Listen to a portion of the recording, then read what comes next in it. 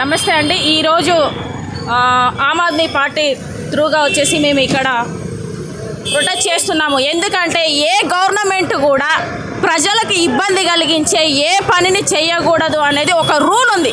First of all Ambedkar constituency అనే దాన్ని చదవండి. చదివిన తర్వాత ఎవరైనా కానీ జనాలు ఏ గవర్నమెంట్, సెంట్రల్ గవర్నమెంట్ కానీ స్టేట్ గవర్నమెంట్ కానీ ప్రతి ఒక్కటి జనాల ట్యాక్స్లతోని మీరు రాష్ట్రాన్ని కానీ దేశాన్ని కానీ పరిపాలిస్తున్నారు.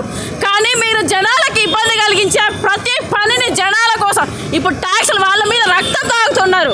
సో ఇప్పుడు కూడా ఇక్కడ వచ్చేసి ఎప్పటి నుంచో ఉన్న వాళ్ళ దారిని వచ్చేసి మీరు అడ్డుకొని ఈరోజు ఫ్లైఓవర్ వేస్తున్నారు. వేసే విధానం కూడా ఒకటి ఉంటుంది.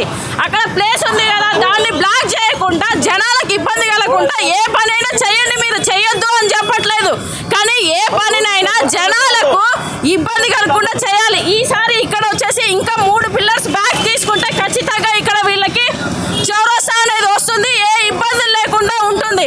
కానీ ఈ రోజు మీరు ప్రతి దగ్గర ఇలానే చేస్తున్నారు. First time Aam Aadmi party అనేది దీన్ని వచ్చేసి మీరు చేసే ప్రతి పనిలో మంచి చేస్తే మీతో ఉంటుంది, మంచి చేయకపోతే చెడు జనాలకు చేస్తే 100% ఆమ్ ఆద్మీ పార్టీ దీన్ని ఖండిస్తూనే ఉంటుంది. అది దేశమైనా రాష్ట్రమైనా ఖచ్చితంగా మీరు ఇక్కడ ఇది నిలిపేసి మీరు 3 కాలమ్స్ బ్యాక్ తీసుకొని వీళ్ళకి చౌరస్తా ఇచ్చేటట్టు చేయాలి. లేకపోతే ఇంకా మీద ఇక్కడ వచ్చేసి డిమాండ్ మీరు పూర్తి చేయకపోతే 100% ఇక్కడ రాస్తా రోకో చేసేసి ఇక్కడ నిలబడతాం. ఇది మేము ఖచ్చితంగా చెప్తున్నాం. రేవంత్ అన్న మీకు 100% మూసీనది మీద కూడా మీకు చెప్పాము, అలాగే వచ్చి హైడ్రా మీద కూడా చెప్పాము.